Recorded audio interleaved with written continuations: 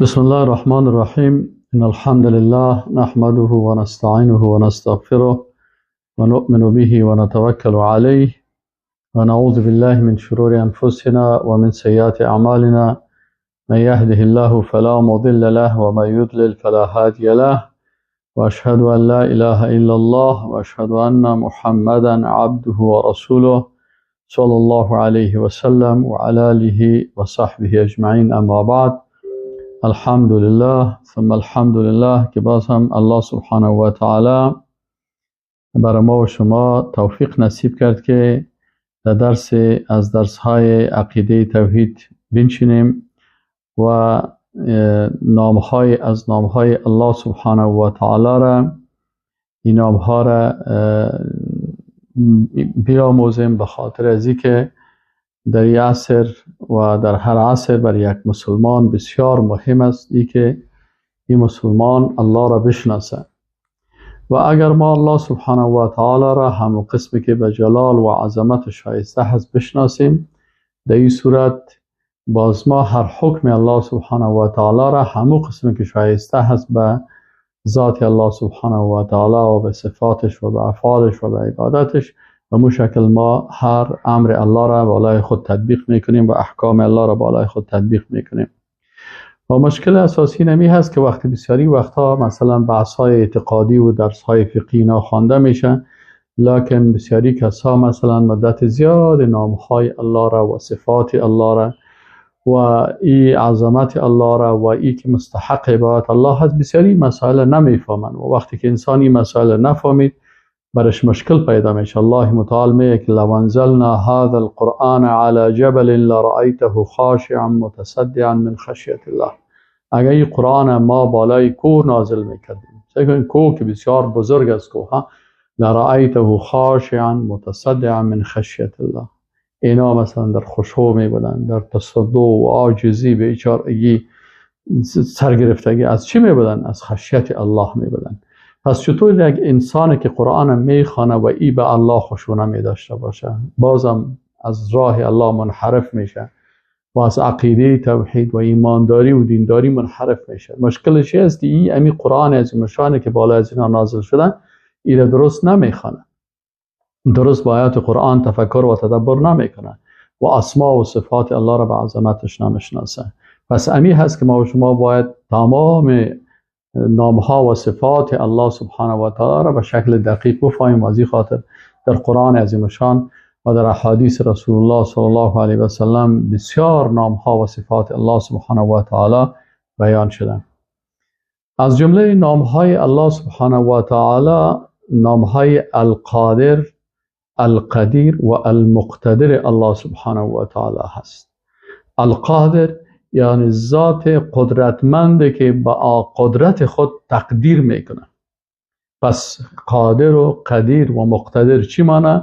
یعنی اول ذاتی که یا خالقی که قدرت مطلق داره، هر چیزی که بخواهد او را انجام میده و هیچ کسی در مقابل قدرت از او استادگی نمیتونه. کسی نمیتونه که الله را عاجز بکنه. از این خاطر چون الله قادر است، قدرتمند است، قدیر است، بسیار قدرتمند است، مقتدر است، بسیار قدرتمند است. پس خالقی که یکی، دوم خالقی که تقدیر میکنه و مقدرات و هر چیز ترتیب میکنه و این تقدیر خود تنفیذ میکنه به قدرت خود. به قدرت خود تقدیر میکنه و به قدرت خود تنفیذ میکنه و با قدرت خود او را انجام میده و کسی او را عاجز ساخته نمیتونه، چون ذات قادر است و قدیر است و مقتدر است. این قسم الله را بشناسیم. ذات قدرتمنده که تقدیر میکنه و کسی تقدیر از او را تغییر داده نمیتونه. و وقتی که تنفیذ میکنه تقدیر خود، کسی نیست که مثلا تقدیر از او را مثلا در تنفیذش مانع شوه یا عاجزش بسازه، نه خیر.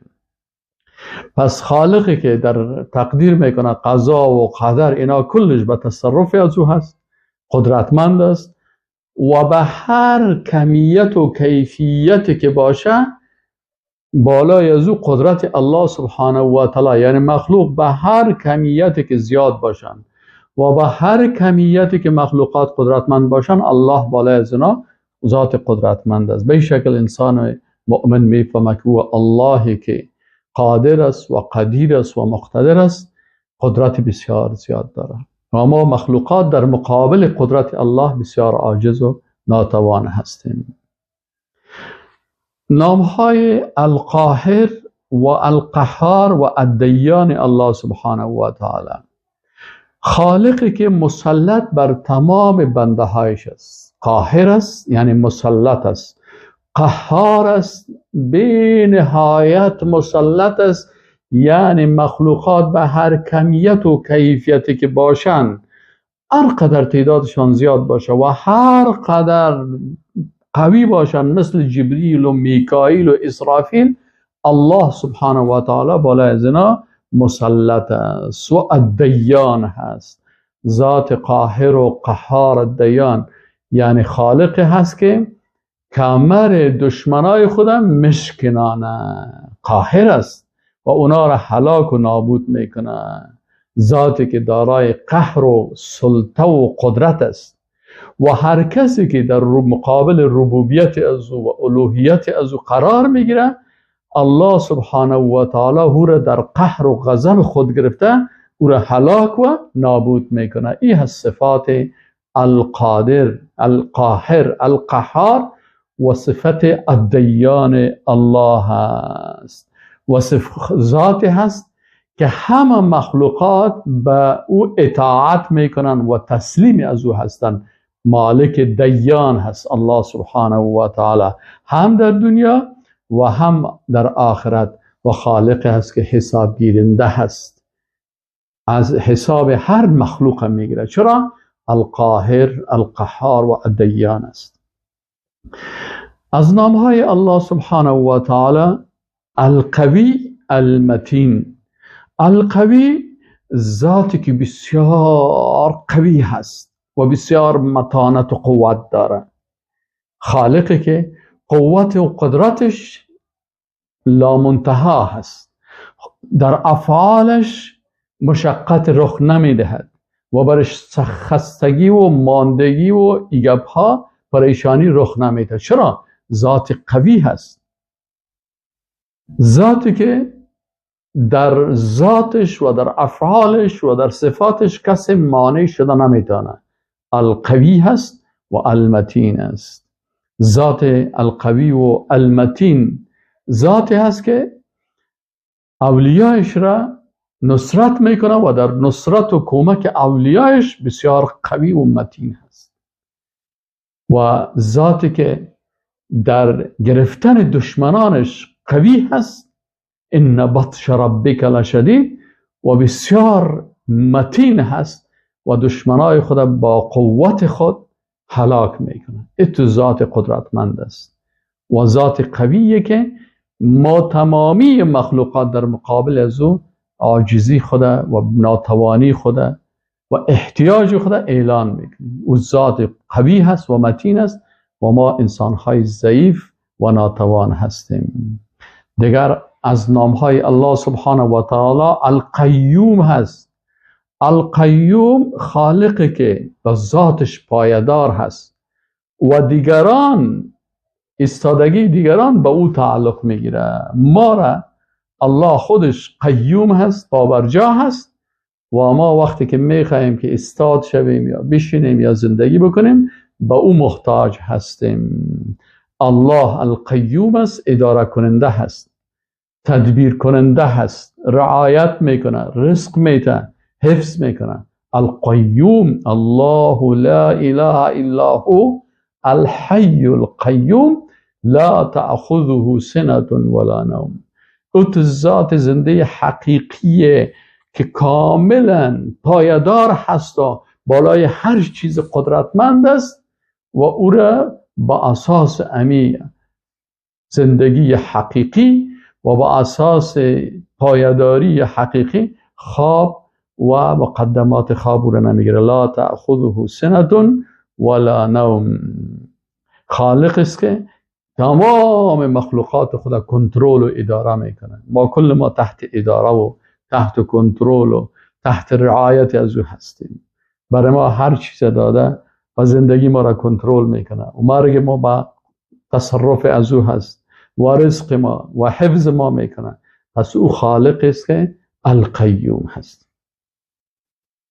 از نامهای الله سبحانه و تعالی العلی، الاعلی، المتعالی. وقتی که ما شما سجده میکنیم میگیم سبحان ربی الاعلی، العلی العظیم، یعنی ذاتی که دارای علو و بلندی هست در ذاتش، در صفاتش و در قدرتش و در منزلتش. بسیار عالی مقام است، مقام بسیار عالی داره. ذاتش عالی هست از همه، صفاتش عالی هست از صفات همه، منزلتش عالی هست از منزلت همه و قدرتش عالی هست از قدرت همه.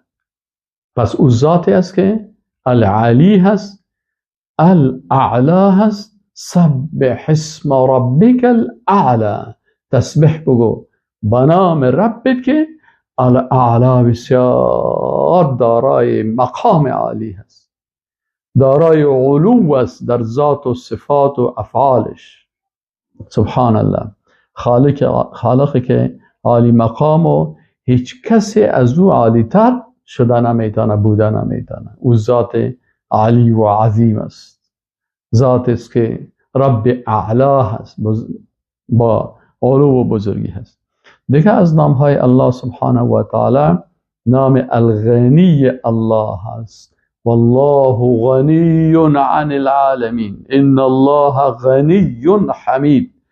الله ذات است که خالق هست که ذاتش غنی هست از ذات مخلوقات، صفاتش غنی هست از صفات مخلوقات، افعالش غنی هست از افعال مخلوقات. به عبادت ما هیچ ضرورت نداره. ما هستیم که به الله محتاج هستیم و بر از او عذر میکنیم و رکوع میکنیم و سجده میکنیم و دست دعا بلند میکنیم و عبادت میکنیم، چون ما محتاج هستیم و الله با ما احتیاج نداره. به عبادت ما هم احتیاج نداره، با مال کسی احتیاج نداره.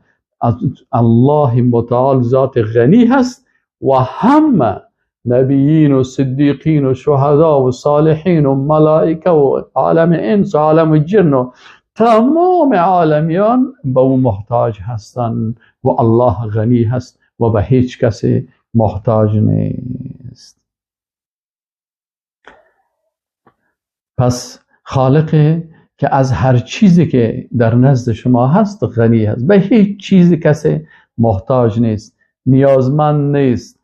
همه به او محتاج هستند و او غنی مطلق است و به خاطر غنی بودنش مستحق عبادت است. او ذات است، چون غنی هست از همه چیز، پس ما محتاج هستیم به اطاعت و به عبادتش.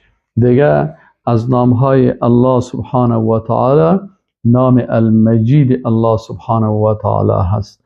نام المجید الله سبحانه و تعالی خالقی که دارای عظمت و شرف در ذات، صفات و افعالش می باشه. مجید هست، دارای مجد است، دارای عزت است و عظمت است و قدرت است در ذات و صفات افعالش. دارای مجد و کبریا موصوف است. این صفت الله سبحانه و تعالی هست و ذاتی هست که مخلوقات قلبهای بندهانش به چی میکنه؟ قلبهای بنده ها و اولیایش به دوستانش از عظمت و از جلال از او پر و مملوء می باشند.